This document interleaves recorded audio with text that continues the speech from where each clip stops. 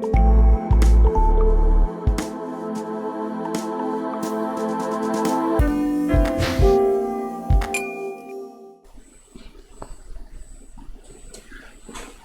antes de começarmos a definir autômato finito de modo mais preciso e começar a trabalhar com autômato finito, vamos falar um pouco sobre composição de sistemas de estados finitos. Então, o ponto importante para entender quando a gente fala de composição de sistemas de estados finitos é que sistemas de estados finitos representam o comportamento de alguma coisa, representam como é que alguma coisa executa uma determinada ação ou produz um determinado resultado. Então, imagina que você tem um sistema que já faz um pedacinho de alguma coisa, como o exemplo do contador que eu falei no vídeo anterior, e aí você precisa criar uma outra ação que use esse contador. Então ele pode ser usado de modo sequencial, ou seja, ele faz a contagem e depois ele faz alguma coisa. Ele pode ser usado de modo concorrente, enquanto ele faz a contagem ele também faz alguma outra coisa.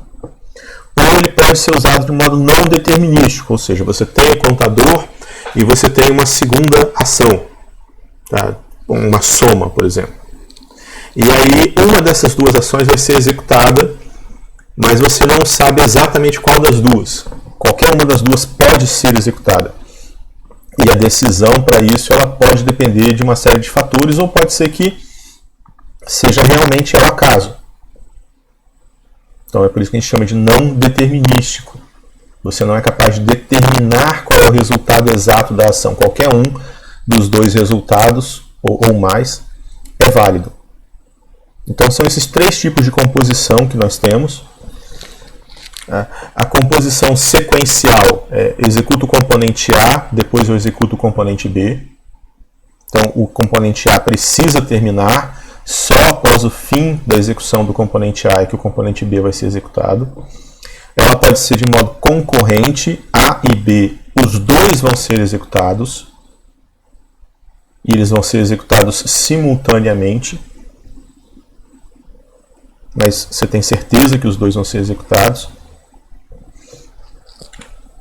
E você tem a não determinista. A não determinista é um dos dois, ou três, ou mais, vai ser executado, mas você não é capaz de dizer qual deles. Então, a escolha entre as diversas alternativas, ela pode ser o que a gente chama de interna, o sistema escolhe um dos dois aleatoriamente, ou ela pode ser externa, um elemento externo ao sistema, tipicamente quem está usando o sistema, faz a escolha. Então, talvez o exemplo mais simples de visualizar de não determinismo externo é quando você está usando um sistema, você tem diversas opções que você pode escolher qualquer uma, o sistema sabe que você vai executar alguma delas, mas ele não sabe qual, e você vai lá e escolhe uma delas. Por exemplo, se você estiver utilizando um sistema de informação qualquer, está fazendo um cadastro, você pode clicar em OK ou em cancelar. Uma das duas ações vai ser executada, você não sabe qual é. Do ponto de vista do sistema, é aleatório. Tá?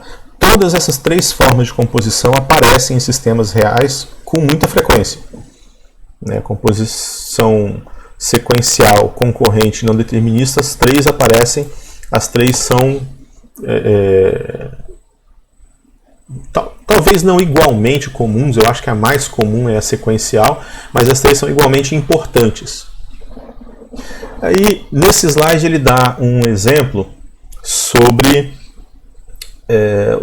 as formas de composição, falando sobre um banco. Então, composição sequencial. Você está na fila, o próximo cliente só pode ser atendido depois que o anterior terminar de ser atendido. Então, composição sequencial. Concorrente. Você tem dois caixas, então os dois caixas estão atendendo clientes simultaneamente. Não determinística. Você tem dois caixas disponíveis e um cliente para ser atendido. Ele vai escolher qualquer um dos dois caixas e você não sabe qual dos dois. Quem define isso não é o sistema do banco, né? Vendo o banco como um sistema, não é o sistema, mas é o cliente. Então é não determinismo externo nesse caso. Nas linguagens formais, a gente se preocupa mais com composição sequencial e com o não determinismo. A gente, em geral, não considera concorrência. Você até pode pensar em concorrência se você tiver duas máquinas trabalhando simultaneamente.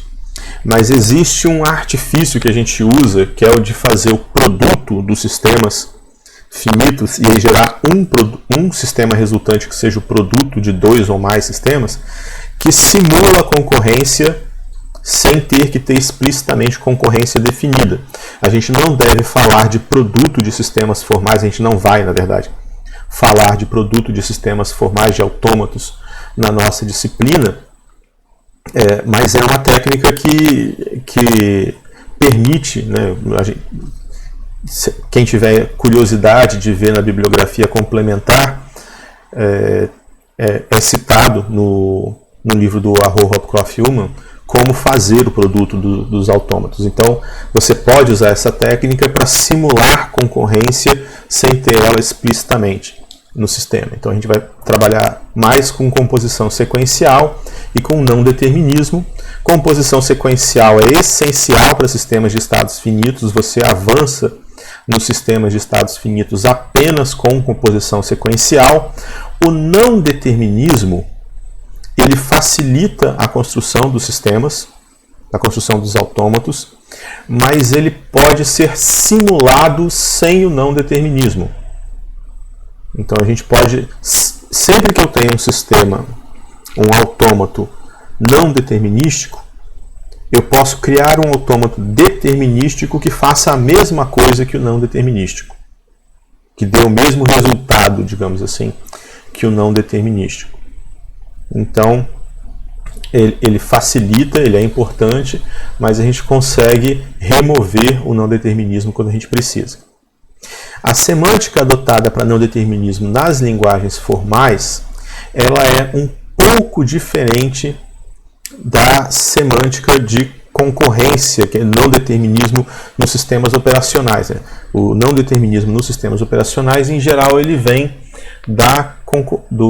de concorrência, né? Eu posso ter processos concorrentes e isso causar não determinismo. Quem lembra dessa parte de sistemas operacionais, que lembra qual é a semântica adotada para isso nos sistemas operacionais, vai ver aqui algo ligeiramente diferente. Nos sistemas operacionais, a gente imagina que a concorrência é feita por uma troca de ordem das operações, e aqui a semântica que a gente usa para o não determinismo, ela é diferente. A gente assume que todos os processos são executados simultaneamente. Então existe uma pequena diferença aí, mas nada que vocês precisem se preocupar muito. Quando a gente for falar de não determinismo, a gente vai explicar de modo mais detalhado como o não determinismo é usado em linguagens formais.